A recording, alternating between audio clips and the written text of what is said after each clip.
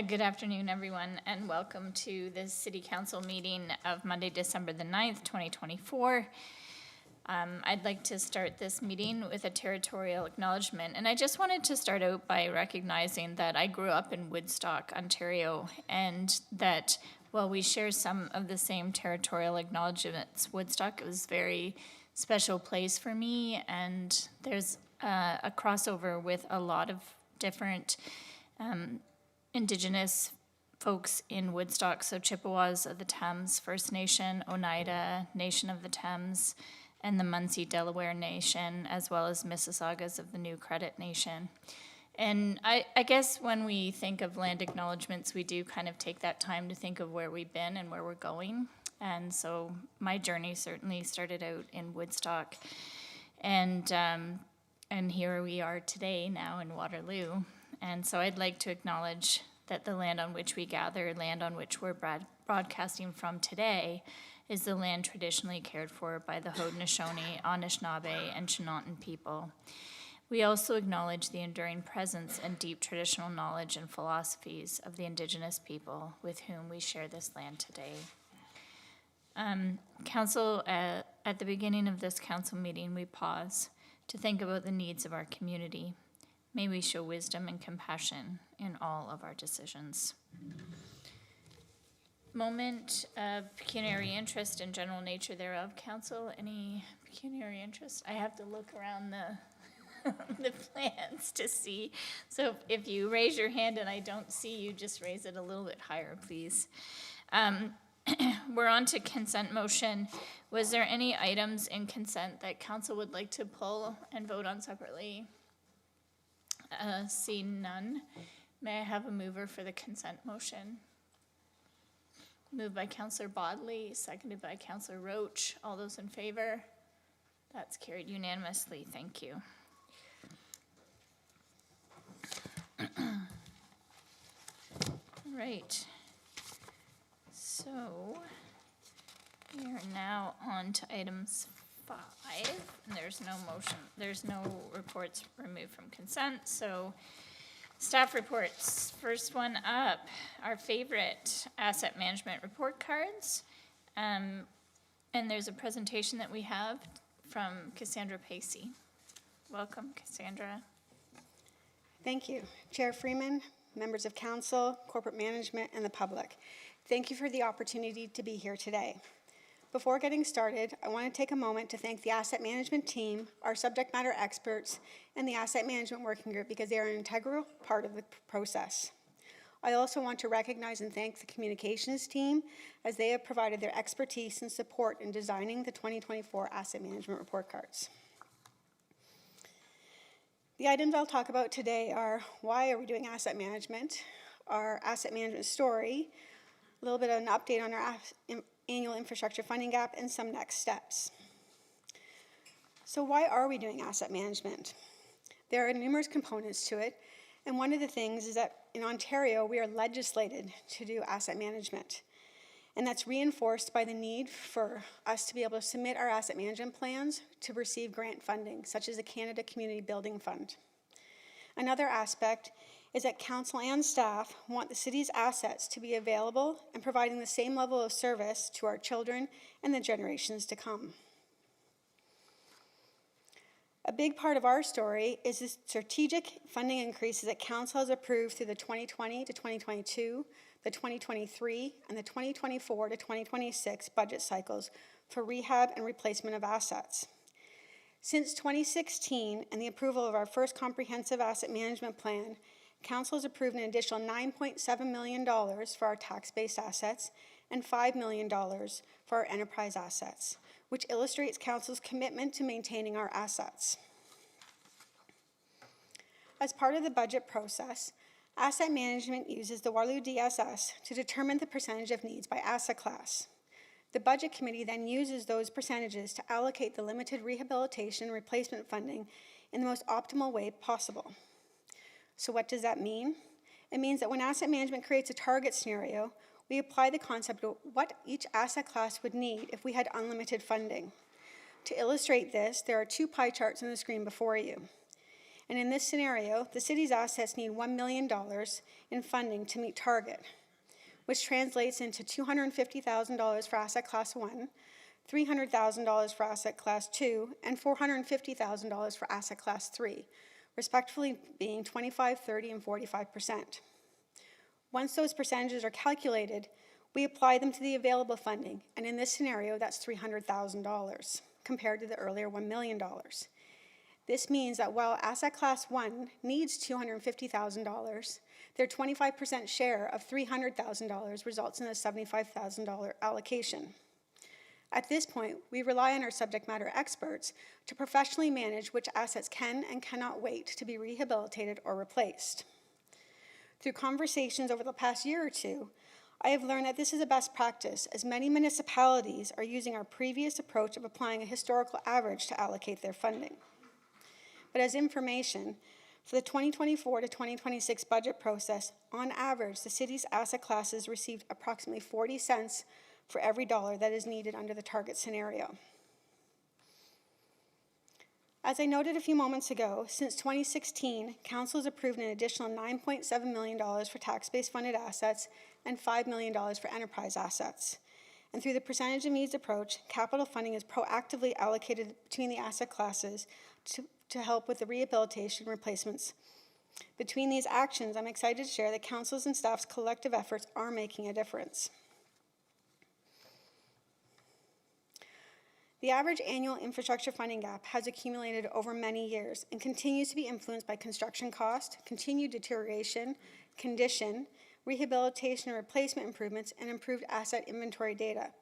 As each of these inputs is enhanced, the average annual infrastructure funding gap is refined. The average annual infrastructure funding gap is calculated through the comparison of the Waterloo DSS budget and target scenarios. And for this case, we have incorporated the 2024 to 2020 approved capital budget and the 2027 to 2033 capital forecast, as well as any unspent rehabilitation replacement funding from in-progress projects approved in prior budget cycles. Capital project implementation is very complex, and projects often span numerous years or encounter delays outside of staff's control, such as third-party delays, which may include regulatory agency approvals, resource capacity for developers and contractors, or increased public engagement requirements. Additionally, staff capacity also plays a part in project timelines. As part of the 2020 to 2022, the 2023, and the 24 to 26 approved budgets, supported by the long-term financial plan, Council approved additional funding intended to begin the process of closing the infrastructure funding gap. This includes Council's approval in the 2020 to 2022 budget of $2.1 million by 2022, $700,000 in 2023, and $1.3 million as part of the 24 to 26 budget, for a total of $4.1 million in additional annual funding for infrastructure assets. So some of the next steps that are ongoing is focus on adding the condition data where possible. Condition data may result in an improved or decreased performance profile for assets. And this information is critical to inform the appropriate decision-making for when and how an asset should be treated. Thanks to the dedication of asset management and fleet staff, we have successfully incorporated annual condition assessments for our vehicles. As our internal expertise continues to expand, asset management staff are working with subject matter experts to review and improve the Waterloo DSS performance forecasting programming. This helps to ensure that the projected performance aligns with the reality being experienced by our assets, as well as improving the estimated infrastructure funding gap. While the 2024 Asset Management Plan incorporated basic wetland data, the asset management team is working with subject matter experts to improve the information for future asset management reporting. And a couple of highlights are that Council approved our OREG compliant asset management plan in June, and that the asset management team is working on creating internal guidebooks to assist staff throughout the organization. And we led a half-day workshop with subject matter experts to launch the creation of these documents. And then, last but not least, the city presented at 2 Canadian Network of Asset Management, or CNAM, events this year. The first was a presentation at the CNAM conference in May, where we shared our approach to scrapping the climate lens. A big thank you to Sandy Little for her work on this presentation. The second was a presentation by Councillor Freeman at the CNAM Fall Virtual Summit, where she shared a decision-maker's lens and perspective on using asset management information to inform decision makers. A big thank you to Councillor Freeman for her presentation. It was really well received. Thank you, and I'm happy to answer any questions. Thank you, Cassandra. Thanks for the shout out. That wasn't necessary. Questions, Council? Councillor Wright. Thank you. Through you, Chair. Thank you very much for this report. It's one of my favorite reports. I get to really nerd out on all of our assets. And so thank you to all the staff that have also undertaken the work to better understand climate change impacts on our assets. This is an incredibly important aspect of our asset management system, and we have the potential to really better understand where we're at by incorporating those assets. So I also want to just highlight this recent effort to understand wetlands as well and the ecosystem services that they provide.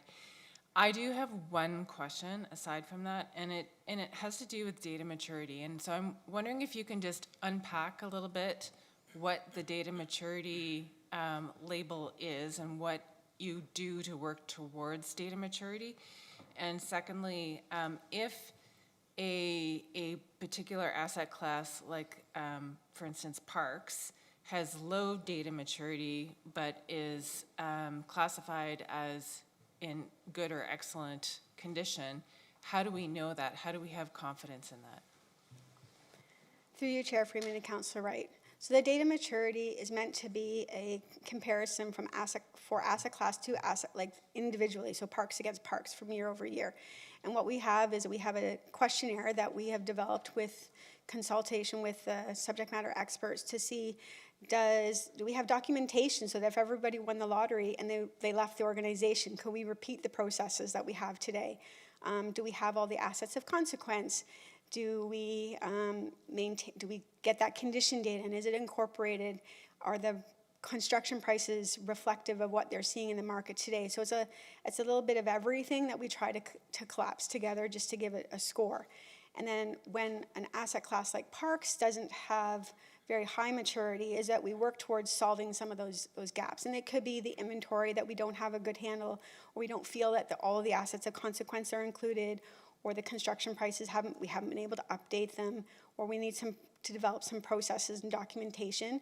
So it's like that little piece of everything. So we work together with the asset classes areas to try and to improve that over time. And that part of the reason about why, like if somebody's in excellent condition but they have low maturity is that it could change. If we get more information and all of a sudden the gap dramatically increases or performance increases, it's meant to give you an indication that there could be change coming. There may not be, but there could be something coming. Thanks for that. And I think that it's particularly interesting to note that, considering this recent movement you've made towards understanding the condition rather than the estimated service life, like that's a huge change and really impactful, consequential change. So I just want to applaud you for that. Thank you. Any other questions, Council? Councillor Bonley. Thank you. Through you, Chair Freeman.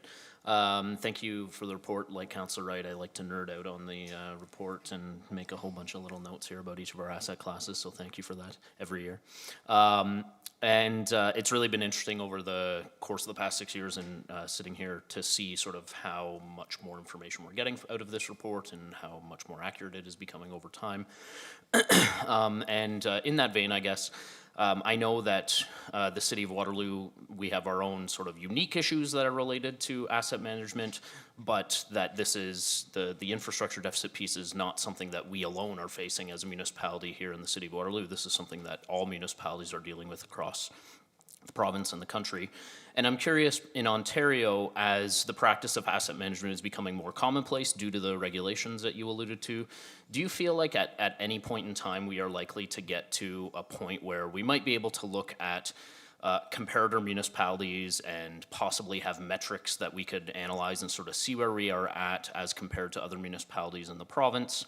I appreciate that maybe we're not quite there yet, and I also appreciate that each municipality is sort of tackling asset management with different motivations, at different speeds, with different levels of detail, but I'm wondering if you might comment on whether you think we might sometime in the future get to that point. Through you, Councillor Freeman, to Councillor Bodley.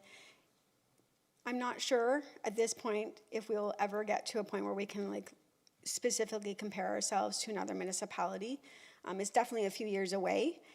And part of that is that every municipality tackles how they do asset management differently. Outside of the fact that we have a different system, it's even how they report it. So if another municipality chooses that they do 17 different asset management plans, which a lot of municipalities are, but we collapse it into one document so we can say, here, council, here's our infrastructure funding gap as a whole. I wouldn't want to go and try and collapse their information and make it comparable to ours. I'd want to be able to leave them to do their own reporting. So it's going to be something to wait and see to see how we can do it and if we can do it. I know that one of the drivers of the OREG was to try and make municipalities a little bit more comparable. So it might be the specific metrics themselves that the province has legislated that we're going to report, which would be on the core assets. So your roads, water, sanitary, storm. But that being said, in some of those metrics, even municipality to municipality, they're like, well, what does that word mean? What does resilience mean? So how do we do that for stormwater? And so we've actually gone out to a couple of municipalities to make sure that how we're calculating our stormwater metrics actually matches what other municipalities are doing. So we're trying to get there, but it's a few years away, and many municipalities won't reach their full compliancy until next year. So I think even we need to wait probably 4 to 5 years before we can actually say for sure whether or not we're going to 100% be comparable. Thank you. Any other questions? Mayor McCabe. Thank you, Cassandra, and to everyone who contributed to this report. It is really interesting, and I'm not going to call anyone on council a nerd, but it is really interesting, or anyone on staff either. Just maybe policy experts or something like that, interested in policy. Anyway, but thank you for it. It is really important for us to have this information. One of the questions I had was just with respect to incorporating wetlands into the decision-making system. When approximately do you think that will be, that we'll be able to do that, or you'll be able to incorporate that? Because part of what I'm wondering is a question that Councillor Wright has asked on a couple of occasions around, the need for some of our infrastructure, like wetlands, to actually provide protection to the community more broadly when we're facing increased storms and flooding and things like that. So just if you could maybe unpack that part of it a bit more, that would be helpful. Through Councillor Freeman to the mayor. So we've actually already pulled our first round of data into the decision support system to see where the parcels of land that the city owns and whether or not they're considered wetlands. We haven't moved beyond that because there's a piece of it where assigning a replacement value isn't realistic because we're not going to sell the land, so we're not going to necessarily replace it. But maybe there's a way to evaluate it with economical or environmental factors, and we're just not there yet. There's also some pretty stringent regulations provided by the GRCA, and I'm going to rely on Francis to come up and perhaps expand on it, but basically anything that we want to do in wetlands, the GRCA's first response is no, you can't do that. And Francis was sharing recently, this afternoon, that there is a 60-meter, I think it's 60-meter buffer on wetlands, and you have to prove and do a lot of work to say why you can even go into that 60-meter buffer. So there's a lot of protections around wetlands, and some of them aren't even necessarily things that we're going to say yes or no to, but it's the GRCA themselves. Okay. I don't know if Francis wants to add to it. It's totally, but I think that's a really interesting point to add because because like, I mean, to paraphrase Councillor Wright, you know, we do need to think of some of this infrastructure, particularly wetlands, as a protection, because when we have increased storm and rain and all that kind of stuff, and wind and whatever, these wild storms that are coming towards us, we do need to protect our hard infrastructure, but we also need the infrastructure across the community, like floodplains and things like that, and wetlands, to be in a good position to be able to absorb this and to provide us some protection. So I don't know, Francis, if you wanted to comment on that as well, and maybe what we need to be thinking about in terms of development pressures we have, and and you know, reasons why we need to be really careful with this 60-meter setback, but also other issues around wetlands. Yep, through you, Chair, to the Mayor. Definitely, we realize the importance of wetlands in terms of providing habitat, you know, for ecosystems, as well as the importance of wetlands when it comes to the hydrologic cycle, providing stormwater management attenuation, quality control, as well as quantity control. So we do realize that. You know, in terms of requirements and policies, we're in lockstep with the GRCA. They're the ones that sort of take point when it comes to wetlands. It's very difficult to build within the wetlands, as Cass mentioned. You're supposed to provide justification through scoped environmental assessment, scoped impact assessments, water balance calculations, you know, watershed studies. There's a lot of work. And as Cass mentioned, the first response typically from the GRCA is no. It's a no-touch zone. A lot of wetlands fall within environmentally sensitive areas as well too, so there's not much you can do. So we are cautious. One of the suggestions was to sort of maybe beef up our SWIM master plan when we update it in a few years, and to sort of link to some of the existing GRCA policies and documents that are out there. It's mentioned, but we can probably strengthen that document from that perspective.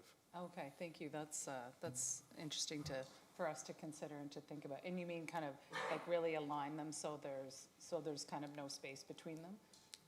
That's correct. Okay. Thanks very much for that. That's really helpful. And just a question for, I guess, you, Cassandra. Just with the, you know, we have an increased population, we have increased housing pressures, and just building in general from like that we're doing, but also in the private sector. Just wondering, you know, what you see in terms of risks or opportunities as it relates to our asset management system, like looking ahead, you know, 4 or 5 years as some of these things come online. Through you, Councillor Freeman, to the Mayor. So I think the opportunities are that staff are very well aware of the development needs, and so we're always proactively looking at when we need to rehabilitate our assets. Do we need to increase the pipe size? Do we need to account for more population? What about the trail network? How do you make them more accessible and more user-friendly to the community? So I think staff are always having that view of, we know there's more population coming, and there's lots of things that are indicated in the 2024 asset management plan about what we call demand management. So we know there's population coming, so how do we build that in? And the DC bylaw accounts for a lot of that. And so in the asset management plan, we always look at what do we currently own, and as those projects get developed, whether it is a new road or new subdivision, as those assets come online, they'll be naturally brought into the asset management plan. But there's always opportunities, and I think staff do a really good job of trying to build that lens into it so that they know that they're taking that growth for the whole entire city into account when they're doing projects. Okay, thank you very much. And do you see some risks on the horizon beyond some of the, you know, the funding challenges and things like that? And well, I think there's always risk. I guess I'm thinking partly with the climate challenges and as well as the growth challenges that all municipalities are seeing.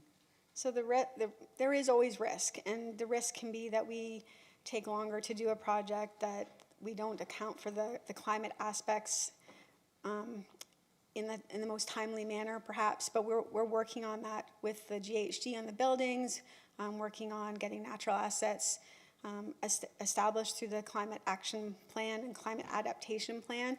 And some of that is we're waiting for those pieces to come into the puzzle of the asset management world, because we don't want to overstep what the strategic initiatives group is doing, or what our facilities is doing, or what forestry is doing to bring it in. So that, I guess the risk is that we're probably not incorporating all of the pieces right now, but we'll get there, and we'll identify that as it comes. But right now, I think we're in a really good place, and we'll just improve over time.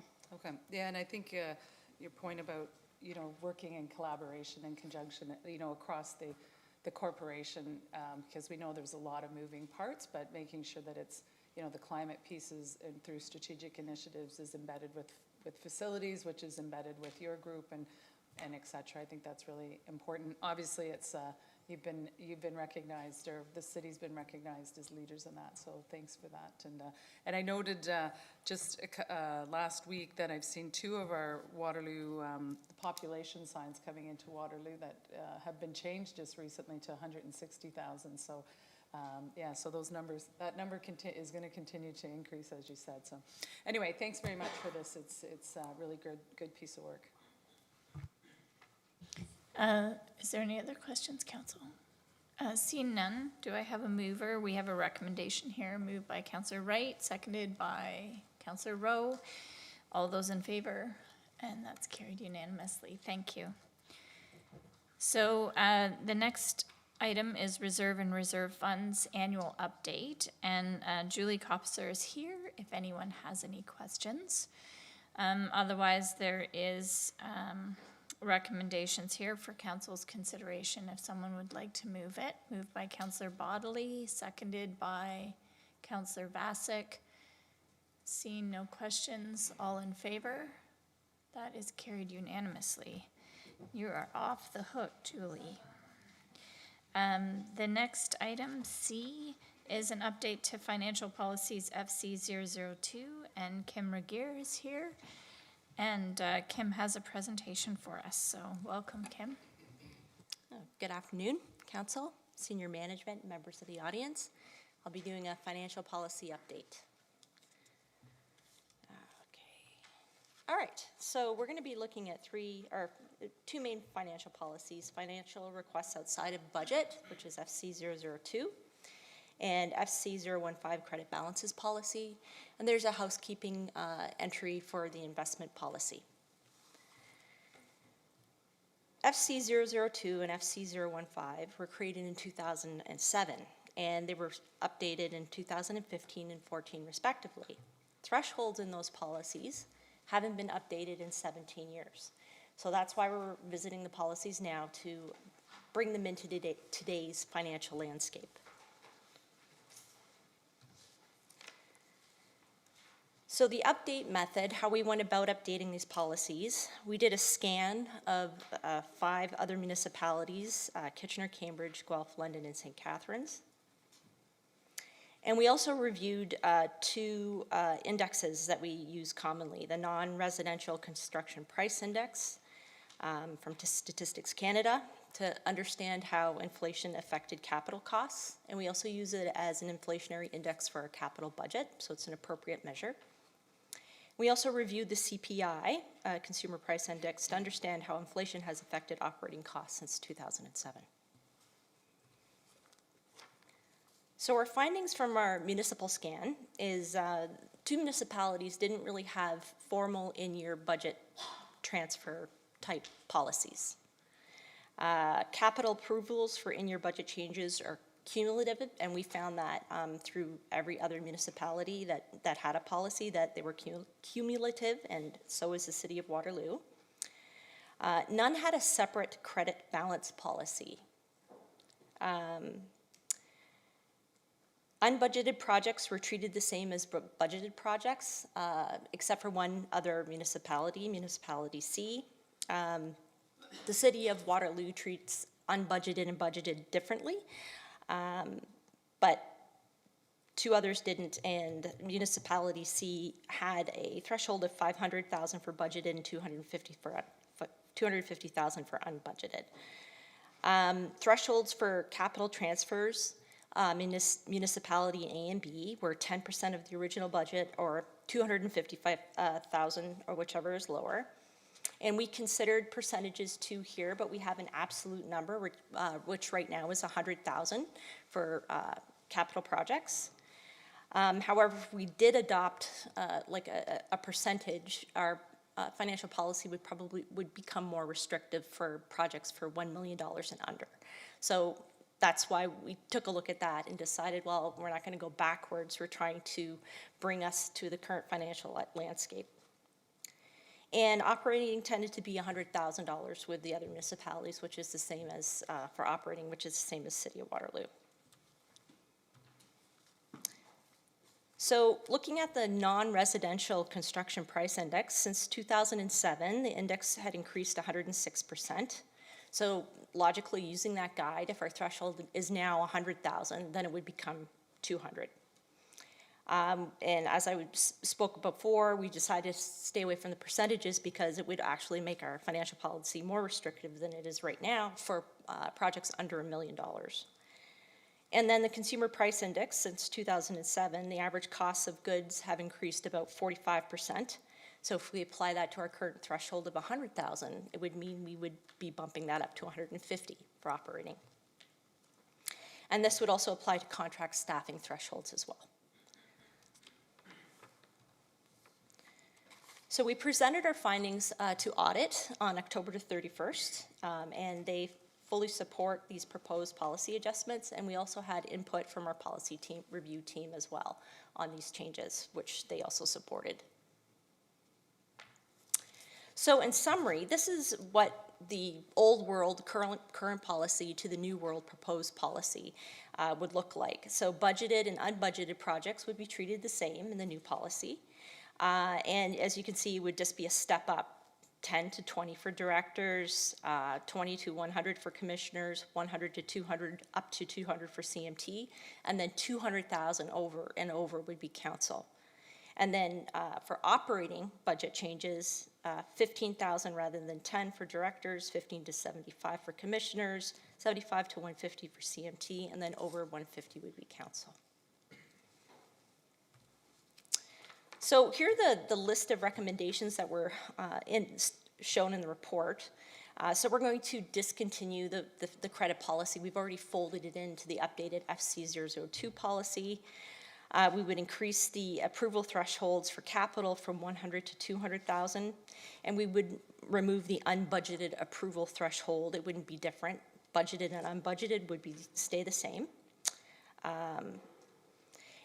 We would stick to the cumulative basis for approvals thresholds, and we would also, for operating, increase from 100 to 150 for operating, as previously stated.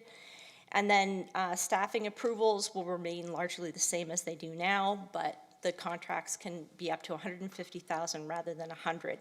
And they still need to be approved by CMT, and permanent staffing requests do still require council approval regardless of dollar value. That will not change. And transfers from reserves to reserves funds will remain the same. Council approval is required. The number 6, allowing capital housekeeping adjustments. Sometimes we have to transfer money between projects. There's a feeder project such as AODA, where they're holding all the budget and they need to transfer to other projects because they have an aspect of AODA in their project. So that's a housekeeping item. The purpose is exactly the same. So in that kind of a situation, it would be the director and the FA would be able to approve those kind of transfers from one project to another. So the receiver, the receptor project shows all the expenses going on in it. So we have a total cost. And then the last one is adding the surplus allocation guideline to the investment policy, which is just basically a housekeeping item. And that's it. Thank you for your time. That's great. Thank you for the presentation. And looking to council to see if there's any questions. I have to say that the folks that sit on the audit committee are so talented and that they went through these policies with a fine-tooth comb, and they provided really positive comments on all the work that staff did on updating these policies. So thank you very much for that heavy lifting. Mayor McCabe? Thank you.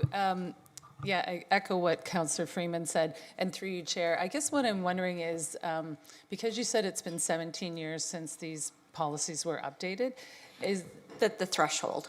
or the thresholds have Yeah. been updated, sorry. Should we consider, like, putting another timeline around that? Because 17 years is a very long time for that for time to lapse. That's a good idea. I didn't think of adding like a mandatory policy review, but we could do that. I can explore that further with financial management for you. Sure. I mean, Yeah, if we if want you to do think that that. makes sense. I just thought 17 years is quite a lot of time to. Well, that's to the have threshold. They passed. were updated in 14 and 15, right? So like the financial policies. So there was wording changed and some other things, but the actual threshold of 100,000 did Yeah. not change. So there were policy updates that have happened. It's just the threshold did not change. Yeah. Yeah, no, I understand. I just, I'll leave that with you, and if you think like maybe every 5 years or something, I don't know what the time frame is to look at it, to just, for the thresholds, I understand, yeah, I'm talking about the thresholds, but I'll leave that with you if you think it may be something, and maybe the audit committee wants to weigh in on that as well. Okay, we can take it away then. You're not going to move a different motion today. Okay. Any other questions? Seeing none, we have recommendations here. Do I have a mover for those recommendations? Moved by Councillor Wright, seconded by Councillor Roach. All those in favor? That's carried unanimously. Thank you.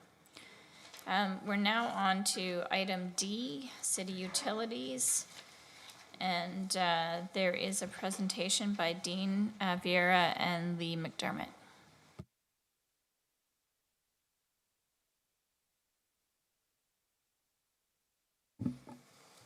All right. Well, thank you very much to Mayor and councilors and our ratepayers. And today we'll be reviewing our 2025 city utilities rates.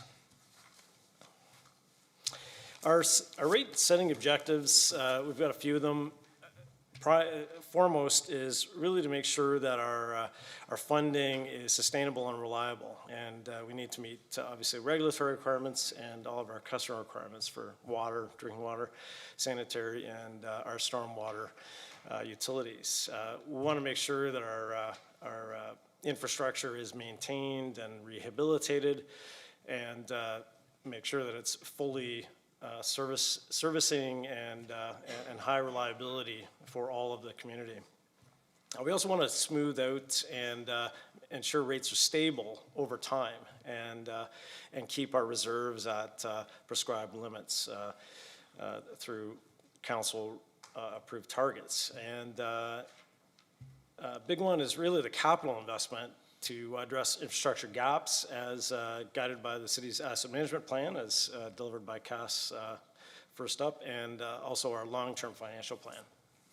So those are our objectives. I'm going to hand it over to Dean for the next 5 slides.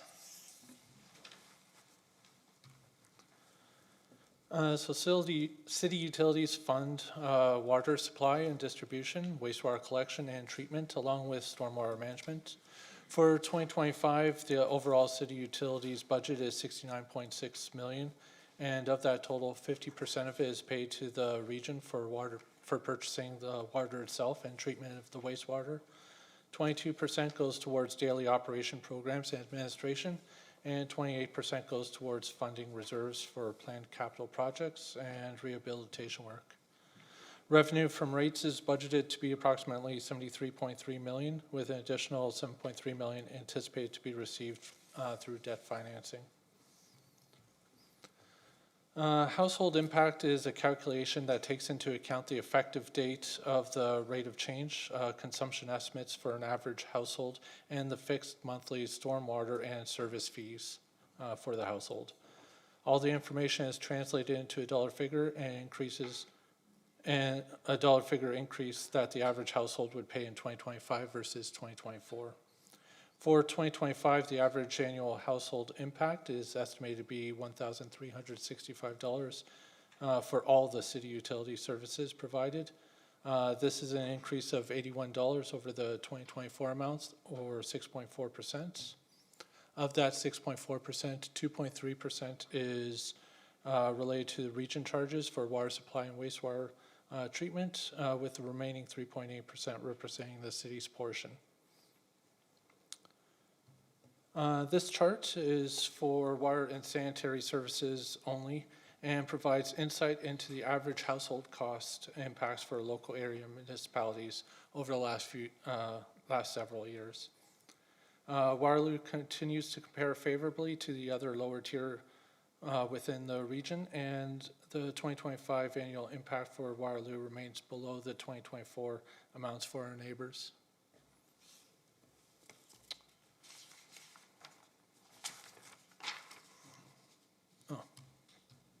Lots of arrows. This chart shows stormwater charges across the various cities in Southern Ontario. It provides for a relative comparison of annual costs for those that have a dedicated stormwater charge. Within Waterloo region, Kitchener is, before at least, the only other city to have a dedicated stormwater charge. However, a direct comparison across cities is difficult because stormwater utilities are less defined than water and sanitary utilities and can vary widely across different cities depending on local geographic landscapes, such as bodies of water and creek networks, and how stormwater assets are defined in each of the cities as well. Cambridge has also added a stormwater fee recently. The fee for a small residential will be $45.23 for 2025 and is planned to be phased in over time.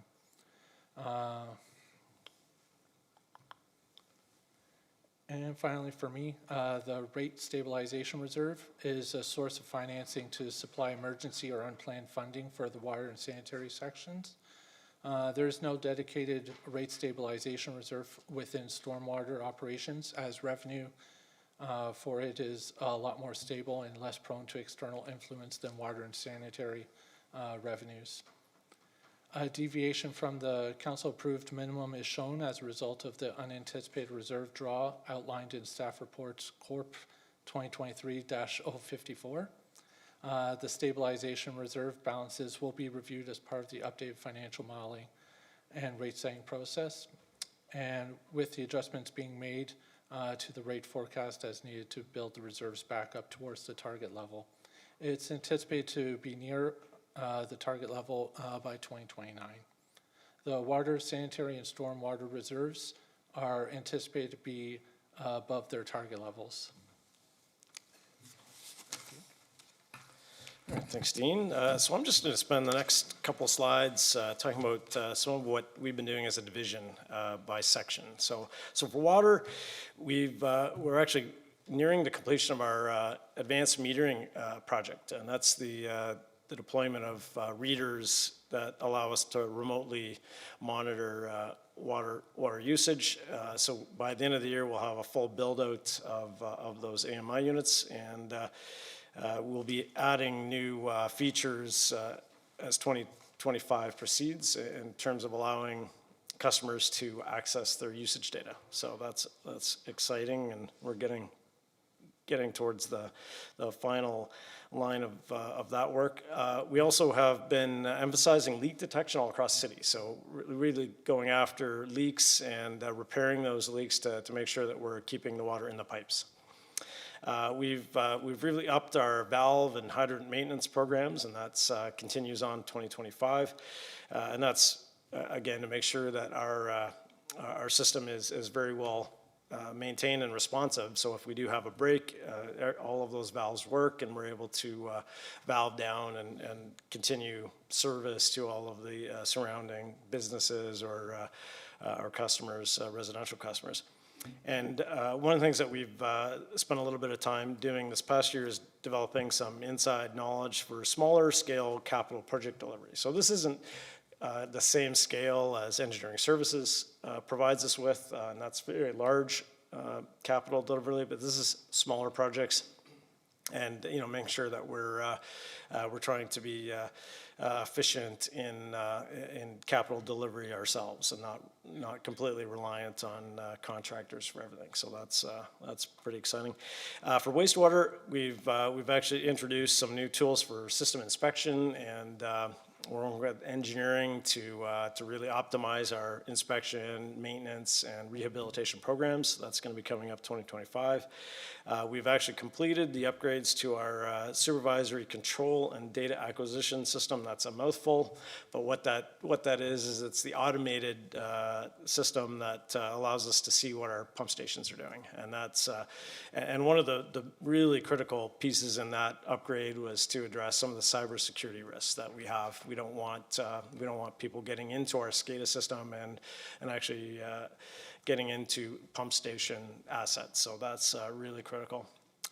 Completed the sanitary master plan that was led by engineering services, but that's critical for us to know what's happening in the sanitary system.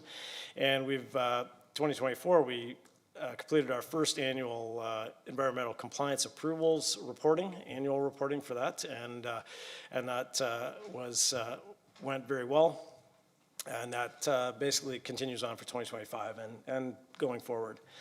In stormwater, I wanted to go back to 2011. We've had this on our slide for pretty much since the time I've been at the city, but we just a historical reference about where the stormwater utility came from, and that was 2011. And we did transition at that time to a wholly utility-funded stormwater infrastructure framework, and that's the really important part of moving that way was to have those to understand and manage our assets very closely, operating, maintenance, and the rehab of those assets, and disengage it from tax revenues. Do want to remind everybody that a rebate program is available to potentially partially offset the charges for properties. So that's something that helps the system if you can basically take some of that stormwater and process it or handle it on your own property. So that's continues on. We've been working on monitoring along with climate mitigation investment in natural assets. That's really important, obviously, for the climate change resiliency aspects of our utility. And again, similar to wastewater, we had our first annual report for the environmental compliance approvals changes that were downloaded from the province, and that was very successful. Continuing on. The last bullet is really about the budget for the stormwater section, and it's actually up. Our capital investment is our capital investment into reserves is actually up from 65% last year. So we're up 70%, 30% split. So really wanted to emphasize that the capital, we're putting more money into stormwater capital, and that again, climate change resiliency, we want to make sure that we're really investing in those assets. Flooding risks are something that we need to keep addressing and maintain all of that infrastructure. And in summary, wanted to really talk about the alignment of our 2025 rates with the tabled 2024 to 2026 budget, and also the 2027 to 2033 capital forecast. And that's obviously been adjusted for our wholesale changes from the region. The annual financial impact of the rates represents a 6.4% increase overall, about just under $82 per household for the average household. And as Dean mentioned, those rates can compare very favorably to our neighboring municipalities. So we continue to be one of the lowest in the region area. Reserves will be monitored to ensure balances are maintained near our targets. And you can see there was a dip in 2024, but we're rebounding nicely for this coming year.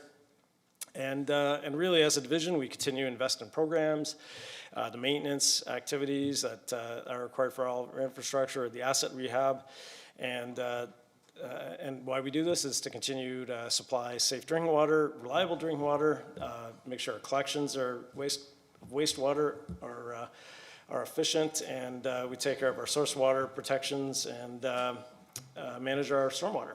That's great. Thank you. That's it. Any questions, Council? Councillor Wright. Thank you, through you, Chair. I'm just wondering, with the improvements in access to usage data, so we have 17 cubic meters per household per month is around, you know, and I'm sure that fluctuates, but that's sort of the average.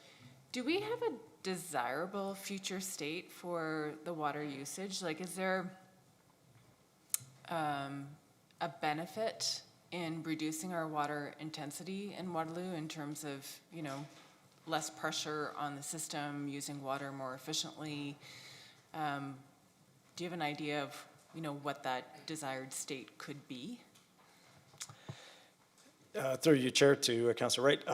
Yeah, very good question. That's actually something that the industry has seen some negatives around. So with the reduction in you know, per capita usage in a typical household, what we're seeing is that there's actually greater latency in our sanitary system. So we have wastewater that's not being flushed, and so now we have hydrogen sulfide impacts on our on some of our concrete pipes. So that. So yes, it's good to conserve, but it also has an impact on our wastewater system as well. So that, in terms of a desired target, you know, it really depends on you know, what drove. I think the recent change was you know, high efficiency, different faucets and laundry, toilets, all of that. I'm not sure there's you know, at the end of the day, it's still hydraulics, so you know, there's things that you really can't reduce water that much for all of the types of uses. So I think, you know, we may be at kind of the ideal target in terms of balancing those impacts of the system. But our average usage that we have in our report, I was recently meeting with some of the other municipalities, and so we may be a little bit higher than some of the other municipalities right now in terms of our stated usage per, you know, average family. So with the AMI, you referenced that that usage monitoring. We plan to take a deeper dive this coming year. So now that we have everything connected, we'll be able to run some stats and really see what, you know, where are we in terms of our usage and what's happening on a typical, and also condos, like just, you know, breaking things down into different land uses, because that's it's good for us to know what's happening, because obviously intensification in the core area, there may be impacts to our sanitary system depending on how that development proceeds. So hopefully that answered your question, Councillor Wright. Okay. Other questions? Okay, Mayor McCabe. Thank you, and thank you to you both for the report and the presentation. It's, I mean, water is obviously pretty critical service that we, between us and the region, that we provide to residents. So, you know, it's good to know that we're keeping it in a state of good repair and keeping a really close eye on things like cybersecurity to make sure. It's good to hear that something like that's been increased, and the leak detection and that's been increased as well. So I'm just wondering, you partly just touched on it around the impacts of growth. What would you say we kind of really need to keep our eyes on in terms of the growth that we're seeing in Waterloo and across, I'm going to add in the region as well, because it's like we all share the same water. So just wondered if you could maybe comment on things that are potential risks that that are coming down the pipe, similar to what I just asked, no pun intended on the pipe, but similar to what I just asked Cassandra. Okay. Through your chair to Mayor McCabe. Yeah, great question, Mayor McCabe. I think the things that we need to really, you know, keep in mind as we go into the 2025 with some of the provincial, let's say, new acts that have been released in the last couple of years is really the growth. So where are the allocations? Servicing allocations are going to be really important for us as an overall, you know, area, region area to be concerned with. And we're tied at the hip with the township of Woolwich right now in the market area of Woolwich, St. Jacobs. Wastewater is serviced through the city. And I know the region is looking at some environmental assessment or they're looking at an environmental assessment project for St. Jacobs wastewater treatment plant. So there could be more flows that are coming from the St. Jacobs area. But also they are everything that passes through the city in terms of water flows on to Township of Woolwich as well. So St. Jacobs and Elmira and Conestoga are actually serviced through the city. So all of the water basically flows through the trunk network, which the region owns. So I think those are the things that are really going to be important going forward is the collaboration, the overall regional collaboration, all the municipalities and the region working together on the servicing issues and really coming together, very well and with good planning. And I know Joel is, as our planning director, is on top of that. Right, So. yeah, okay, and I note that for anyone listening, that the region has started its planning processes for water, wastewater source protection, and, I just think it's everything's important that we do, but it really is a critically important document that they're working on right now, because, the growth pressures that we face, and as you said, we need to work in collaboration with particularly Woolwich, but, also thinking of all of our neighbors who are adding to their population and where, we're a municipality, like the region of Waterloo, that's 80% of our water comes from the ground, so we need to be, the balance and the complexity is particularly more challenging here than it is in lots of other communities, so I think it's really important. One of the questions I've asked at the region, and this is more of a communications question, so maybe I'll direct it to Kerry Van Niekerk, but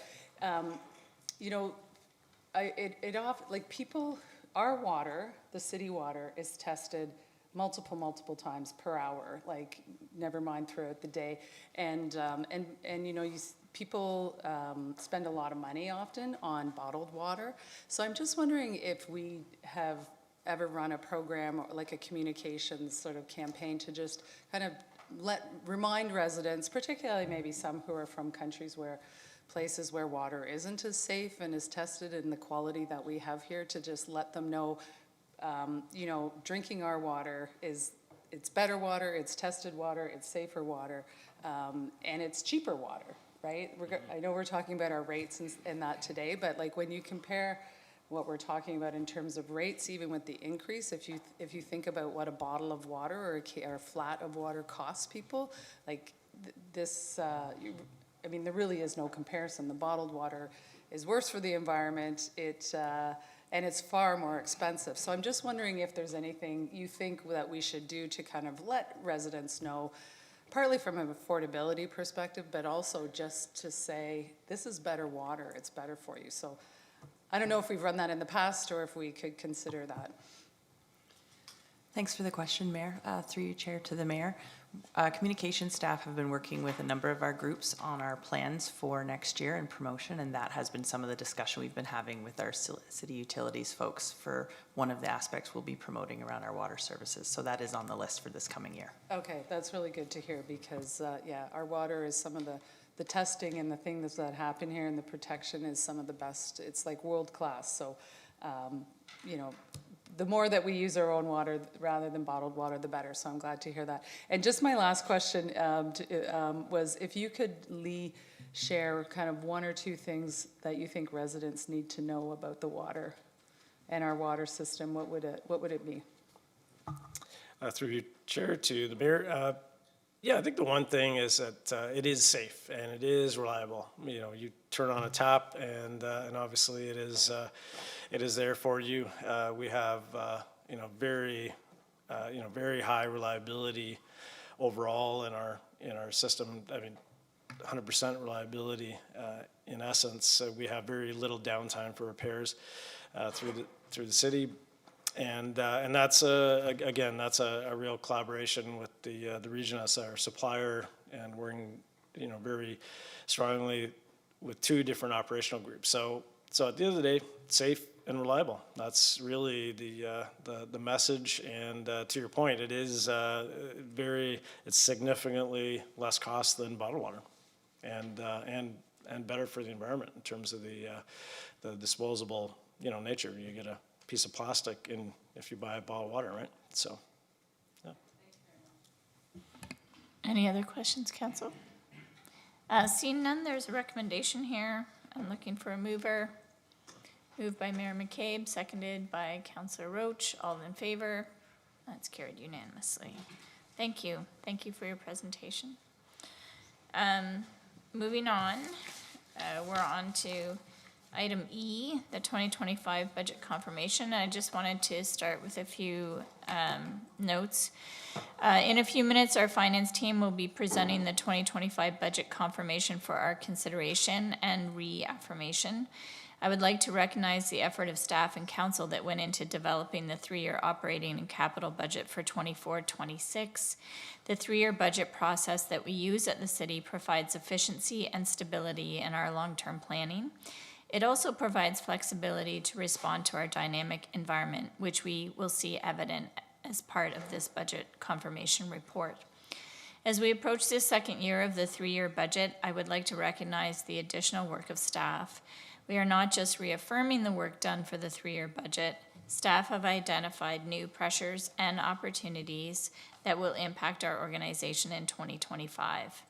While the 2025 property tax impact that they are recommending for us to reaffirm remains the same, you will see from the report and their presentation that it took significant consideration to get there. Developing a budget is always a monumental task where we strive to balance ongoing commitments and needs of the community, while also considering the demand for increased services to address the priorities identified in our strategic plan. At the same time, the economy continues to change, our city continues to grow, and residents, businesses, and our operations all continue to feel the pressures of affordability. While the growth of our city has resulted in an assessment surplus for 2024, there have also been additional budget pressures placed on our organization for 2025. The City of Waterloo is a service provider. Our residents rely on the critical services delivered every day by our dedicated staff, and Council has made various decisions throughout the year that were necessary to ensure we remain a thriving city and competitive employer. But these often result in budget pressures. The province has also shifted many provincial and upper tier responsibilities and the associated budget pressures to local municipalities. Further complicating things is the recent announcement that land use planning responsibility will be removed from the region of Waterloo and shifted to the city effective January 1st, with the region not transferring any additional staff or financial resources to the city. As part of the 24-26 budget, there were several additional full-time employees added to the planning section, plus an additional assistant city solicitor and paralegal. Even with these additional planning resources, we will not be able to manage all of the increased demands. The provincial legislation-driven pressures are the equivalent of $1.3 million or a 1.3% property tax increase. Planning leadership is being proactive with additional contract staffing, but we can expect planning staffing to continue to be a budget pressure for 2027 and beyond. While inflation continues to improve, the City of Waterloo continues to face challenges related to price escalation. The non-residential construction price index, which guides the city's capital inflation process, was up 3.26% from 2023. While it has declined from the historical highs of the past few years, it has risen by 40.5% from the first quarter of 2021 to the third quarter of 2024. These cost increases continue to be seen, with the city paying significantly more for things like asphalt, concrete, steel, water mains, and hydrants. Inflationary drivers continue to place pressures on our operating and capital budgets. Shortly, staff will provide highlights of their recommended adjustments to the 2025 operating and capital budgets. Embedded in the 2024 to 2026 budget was $1.6 million in efficiencies and improvements, with an additional $1.5 million of budget efficiencies, savings, and other revenue opportunities identified in the 2025 budget for council consideration. Staff are recommending adjustments to the 2025 budget that address the pressures we are facing and still allow us to move forward with the council's strategic priorities for the community and service levels, while remaining at the previously approved 2025 rate. Their recommendations will allow us to continue the work identified by our residents during extensive community engagement for both the 2023 to 2026 strategic plan and the 2024 to 2026 budget. Staff considered assessment growth, efficiencies, and improvements, as well as how the escalating cost of goods and services impacts the city's cost of doing business. Adjustments to the capital budget will still see key investment in support of all our strategic priority areas, advancing things like community parks, the green building policy, water main rehabilitation, our digital strategy implementation, and accessible facility upgrades. My thanks to staff for your efforts in this work, and I look forward to your presentation. Thank you.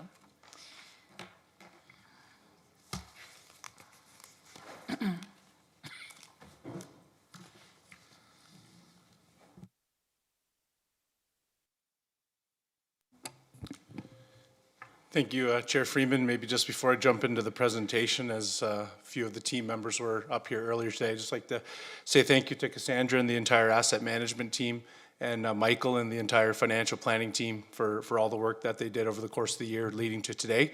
As I said at the all-staff meeting, there are very, very few things that go on at the city that don't involve budget or assets, and so the team plays a critical role, and appreciative of all their great work over the course of the year, so thank you.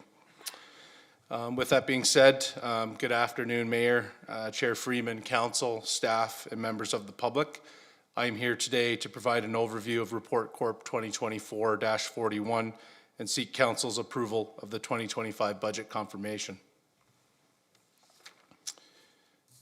On February 12th, 2024, Council approved the 3-year budget covering the periods of 2024 to 2026. The Municipal Act requires that when a city passes a multi-year budget, they must review and reaffirm the budget for every second or subsequent year. So with 2024 quickly coming to a close, it's time to look ahead to 2025 and confirm our 2025 budget. This will be the 5th full multi-year budget cycle passed by the City of Waterloo. And so this process of reaffirming the previously approved budget is a normal course of business for the city as required by the Municipal Act. If confirmed, the 2025 tax base operating budget will be $107.3 million. The operating budget supports all the services provided by the city, along with advancing council's strategic priorities. A few 2025 operating highlights include the addition of a full-time government relations position to continue to build upon the advocacy and policy work that's been developed over the past few years. This position is critical in helping the city advance its priorities in numerous areas, including housing and homelessness, climate change, actively seeking a new municipal fiscal framework, and successfully helping the city secure numerous federal and provincial grants. The annual increase to the Waterloo Public Library as per our funding agreement will ensure WPL has the necessary funding to support the discovery, innovation, and lifelong learning of all Waterloo residents. 2025 will see the second phase of the Fire Master Plan expansion with the addition of 8 firefighters being added for 2025. 2025 will also see the second phase of the Winter Sidewalk Maintenance Service Enhancement Plan with snow loading of curb face sidewalk being introduced. An increased preventative building maintenance funding will be added as we continue to seek ways to close the annual funding gap for tax-based assets and ensure we are maintaining our assets so they are able to perform as intended and reach their full estimated service life. The 2025 property tax increase is broken down as follows: 3.84% for base budget and operating impacts of capital, and an additional 2.5% for increased service level changes and infrastructure investment. For the average household, that's approximately $8 per month or $99 annually. This 2025 increase is unchanged from the original 3-year budget approval, as Councillor Freeman noted. The city's capital budget is an important component towards economic stimulus, and is particularly critical for the ongoing local recovery here in Waterloo. Now more than ever, achieving council's strategic priorities is an important factor towards improving the quality of life for the citizens of Waterloo through capital investment. Originally, there were 184 projects with a value of $114.3 million budgeted for 2025. This has been revised to 208 projects with a value of $199.5 million as a result of projects being deferred from 2024 to 2025. As council is aware, project initiation can be deferred for a variety of reasons, and some of these are outlined in the report, but to name just a few: the timing of development and/or land acquisition, land tribunal appeals, new or changing regulatory obligations, or resource constraints both internally and/or externally can result in project deferral. Despite some of these project deferrals, a tremendous amount of capital work did get undertaken in 2024, with 139 projects totaling $51 million being released and funded. Also, as of the end of October 2024, the city has incurred capital project expenditures totaling over $40 million, with an additional $38 million in capital commitments. The capital budget also supports the majority of services provided by the city, along with advancing council's strategic priorities. So just a few capital highlights for 2025: accessibility facility upgrades, community park improvements, artificial turf replacement, and the addition of an Indigenous gathering space. As outlined in section 1.5 of the report, there were significant pressures on the 2025 budget due to committed operational obligations. With the goal of maintaining a balanced budget at the previously approved rate, staff have developed for council's consideration a 2025 net zero budget adjustment. This budget adjustment was generated by leveraging historical operating surplus drivers and past surplus allocations to our main capital reserves to reduce the existing operating obligation pressure in 2025. Staff have focused on leveraging the historical surplus drivers for this proposed budget adjustment as a way to maintain the strategic priority and service level increases that council had prioritized as part of the 2024 to 2026 budget. These adjustments are recommended via recommendations 2A through 2H, with staff recommending that council leverage the following items to offset the 2025 operating obligation. Allocate the $293,585 assessment gross surplus entirely to the 2025 operating budget. Increase the recreation services revenue budget by $200,000. Increase the investment and interest income revenue budget by $150,000. Increase the penalties and interest revenue budget by $150,000. Increase the capital overhead rate to 5%, generating an additional operating recovery of $250,000. And finally, reduce the capital contribution to the Capital Reserve Fund, the Capital Infrastructure Reinvestment Reserve Fund, and the Climate Action Reserve Fund by a total of $460,000. It is important to highlight that these contribution reductions will not impact any of the 2025 to 2026 capital projects or the 2027 to 2033 capital forecasted projects. As Councillor Freeman had noted in the introductory comments, the City of Waterloo is a service provider requiring 838 full-time equivalent employees that provide critical services that residents depend on every day. Without staff resources, these services are not possible. As part of the 2025 budget, Council increased city staff resources in strategic areas, including CUPE staff supporting winter sidewalk maintenance service enhancements, firefighters in support of the fire master plan expansion, and development planners in response to the increased workload complexity, volume, and the recently announced shifting of planning responsibilities to the local municipalities. As outlined in section 1.3 of the report, the province has enacted various legislative changes that shift provincial and upper tier responsibilities to the municipality. These changes have a significant direct impact on our budget. In response to these changes,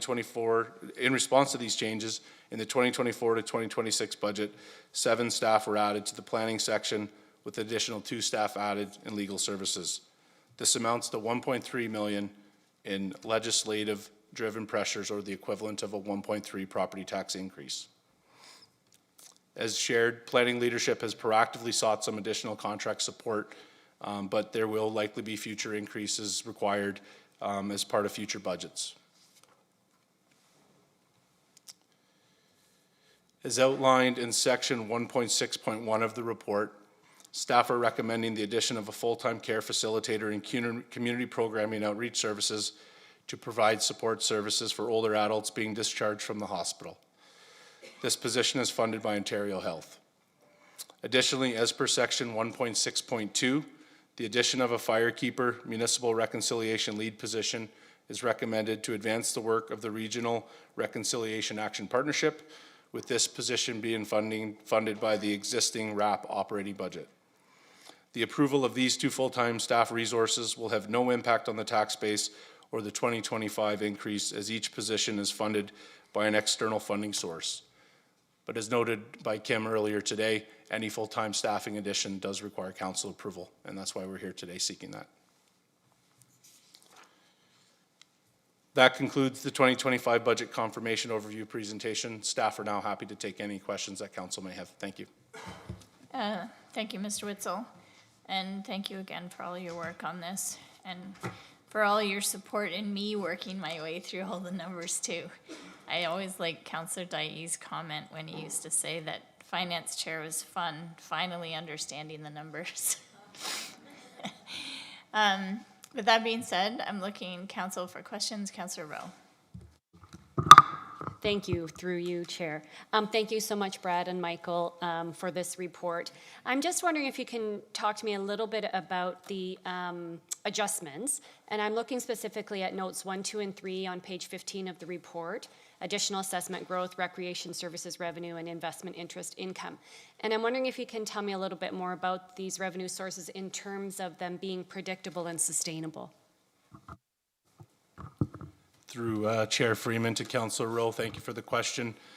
Yes, to confirm all of the items that are put forward, but items 1, 2, 3 in particular are, in staff's opinion, sustainable on an ongoing basis.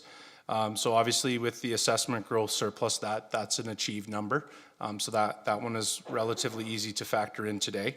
On the recreation services revenue surplus, we looked at the improved revenue generation coming out of the pandemic, and we've seen some fairly material surpluses.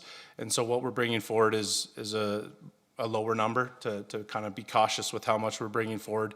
And we also need to keep in mind some of the associated costs that do come with that revenue generation, most notably being facility rental discount and then the actual cost of operating the facility.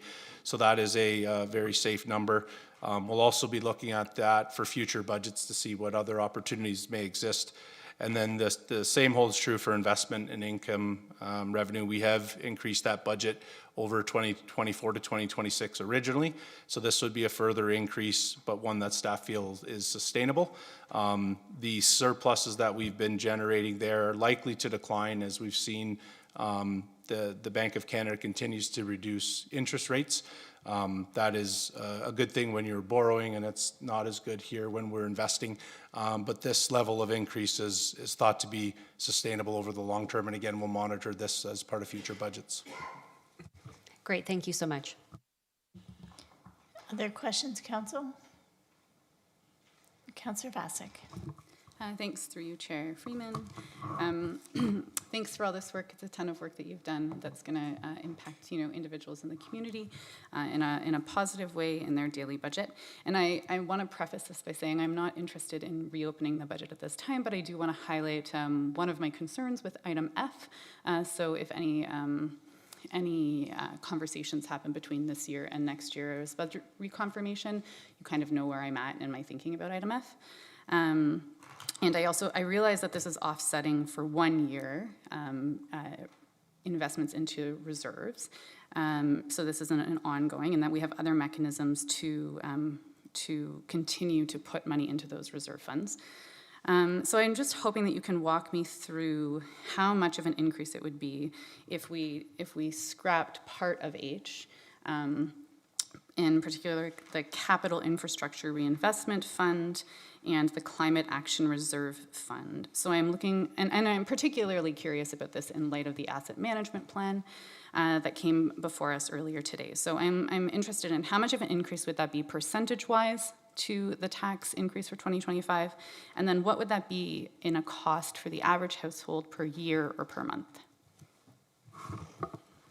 Through Chair Freeman to Councillor Vasic, so I guess I'll just preface it by saying, you know, staff, we also appreciate your concerns around any level of funding reduction to the Climate Action Reserve Fund and the Capital Infrastructure Reinvestment Reserve Fund, given the climate emergency and infrastructure gaps. But we were really striving to find a net zero approach that can maintain the property tax increase under a balanced net zero.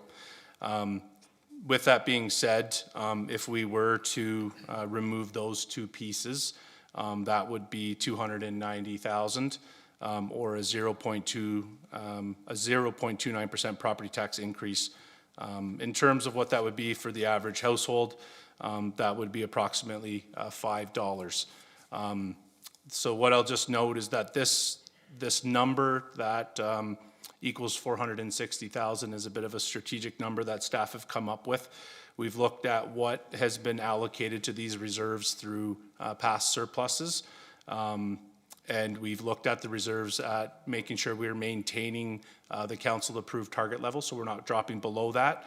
And we are also not impacting any projects within the 2025 to 2026 capital budget or even the 2027 to 2033 capital forecast. So these surplus allocations, while they are nice to see materialize, and they would provide some financial flexibility in the future, it's staff's opinion that it is kind of something we need to do is to activate them now to maintain the budget as is. And that was the recommendation that we had brought forward. And then just maybe the last note is the 2025 restated capital budget at 199.5 million is a pretty ambitious capital budget, and we do make some note of that within the report. And so if we were to look at doing something differently here, those funds are in all likelihood to probably sit in the reserve until the future budget anyways, and so that's where staff landed on this. But it would be important to maintain the balanced budget. And so if any element of 2H was to be not maintained, we would need to look at an alternative funding source, either ongoing or temporary. Yeah, thanks. I think that's a prudent approach. It's a balanced approach to what council has asked for in earlier this year to balance our current context of households feeling strapped for cash, some feeling strapped for cash, and some actually being strapped for cash. And also having to think about the future. And of course, the future is where this concern comes from. And having already felt like we, on this council and the last council, have done a smart job in, led by staff, thank you very much, in saying infrastructure isn't super sexy, but it is the core of what we do. And so we need to invest in it. And so I guess the $5 number is fascinating to me because that will be more. So if we think about in the future, whatever $5 is now, that's going to be more money later. So maybe it would suck to raise that now, but it's going to suck even more later when people are still not going to want to pay taxes. So that's not going to change. People are still going to be mad about an increase, but I think it's worthwhile for us to remember that increases as well. Thank you for all that. Thank you, Councillor Vasic. Did you have any other questions? Sorry, I didn't want to cut you off. Okay. Any other questions, Council? Councillor Hanmer, just to give you a chance, we're on item E, the 2025 budget confirmation. Mr. Witzel has given his presentation, and we're on to questions, and I just didn't know. I'll give you a chance to catch your breath, but looking to see if there's other questions. So, Council, I wondered how we wanted to approach the recommendations. There are 7 recommendations here. Would you like to do them all together? Or would you prefer to vote on the items separately? All together? Okay. All right. Is there a mover for the recommendations then? Sorry, Councillor Hanmer, I can pause if you had questions. I'm good. Okay. Thank you. Is there a mover then for the recommendations as listed? Moved by Councillor Bodley, seconded by Councillor Rowe. All in favor? That is carried unanimously. Thank you. And I think this is a real reflection of how hard everyone's worked, and both staff side but also council, in terms of reviewing the report and coming prepared with questions and so on. And it's hard to believe it is 3:24 and we are through the agenda for this afternoon. And so we are now at a recess until 6:30 this evening. Thank you so much.